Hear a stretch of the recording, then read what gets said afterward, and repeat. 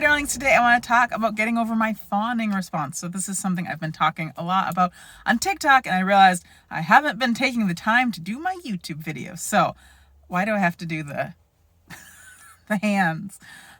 So that is what I'm going to talk about today, and more the history about it, because so there's the trauma stuff, trauma responses: fight, freeze, flee, fawn. And usually fawning is appeasing or trying to do something to make yourself more appealing to the person that you might be getting the trauma response from or having that reaction to.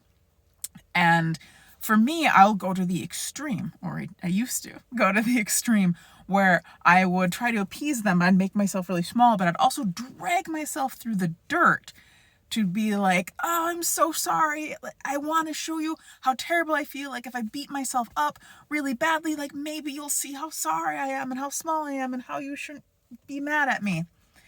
And that never goes well. And not a lot of people respond well to that either. Because I had a relationship where it would make the partner really unhappy when I would do that, and would almost make the anger or whatever I was reacting to worse. And he wanted me to stand up for myself, and I just wouldn't. And then one day, towards the end, I did. Something in me just snapped. There was a lot of angry masculine energy, and I remember thinking, to build myself up is going off of astrology in a way that didn't even really make sense, but for some reason boosted something in me. So I was thinking, yo, you're a Leo, you're a lion. You should have all this power. You shouldn't be rolling on your back, peeing on yourself. You should be taking that power. And I was thinking, oh, this person's like a stag, and the lion does not fear the stag. And I just kept thinking about that and letting that put some steel in my spine to stand up. And it felt good. But then I didn't find that again for a really long time. And then I got into another situation with a person that I found really intimidating and really scary. And I fawned super badly with this person. And they didn't like it at all. And they wanted me to stand up for myself, but I couldn't find it in me. And there's a point where they were pecking at me and pushing at me to stand up for myself. And I did not feel emotionally safe to do so. And I just kept getting smaller, and I wouldn't make eye contact. And I was so scared, and I was crying and begging them to stop. And it just wouldn't stop. And I had a friend that said, hey, just stand up for yourself. Just fight for yourself. And I was thinking, I can't, not in the way this individual wants. It goes against my moral code.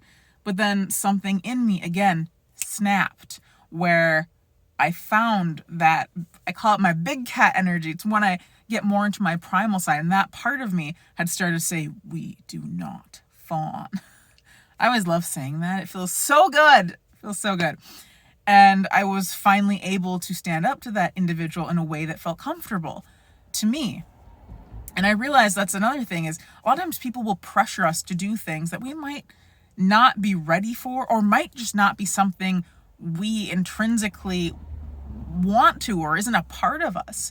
Because for me, there was a pressure to fight and to use words and angry language and all of this stuff. And that's just not me. I don't like doing that. And it's not that I don't have anger, but I want to express it in a way that's more constructive. Because I've never really understood yelling or name calling or being mean. I don't think it's ever healthy in a relationship. And yeah, I know you can share your emotions. You obviously need to, but I feel like you have to feel safe to do that. But yeah, so I found that strength with that person. And then again, with another person in my life that I had fawned some, but I did have a little bit of that feistiness with, kind of from the get-go, just a little bit. And like I said, it was a mixed bag of fawning and feisty. But I always thought it was interesting that I felt comfortable having a little bit of feistiness with that person, like once in a while, stepping up for myself. And now I do it consistently. But there's another person that's been in my life. I call him Navi. It's an interesting individual. It's like a spicy friend, and has a lot of good qualities, but has some prickly parts. There's some trauma, and it kind of reminds me of an old partner. I'm still trying to figure all that out, but I've been standing up to him, which is interesting because he's a super tall dude and super, super smart. And the energy when he's prickly, when he's angry, when he's frustrated, when he's annoyed can be a lot. But to just be able to stare him dead in the eyes and not feel an ounce of fear is insanely satisfying and amazing, because I remember the last relationship I was in with the person that reminded me of him, where there was so much fear. And so I feel really good that I was able to heal a lot of that. I feel really bad for that person because I was thinking, oh, like that. I'm sure it didn't feel good that I was scared, because I knew that he wouldn't hurt me. But the energy was just so unpleasant. I think a lot of women or more female-y persons, I said that weird, and I feel kind of more gender fluid, but still, as a person who was raised as a feminine person, I feel like angry male energy is really scary. And I've talked to a lot of female friends that say, yeah, it's terrifying. I have a friend that would say, yeah, my husband yells at me, I'm instantly crying. And so I don't think it's unusual to not like that. And that's the thing that I think a lot of male people that have that kind of energy, they don't realize how scary it is.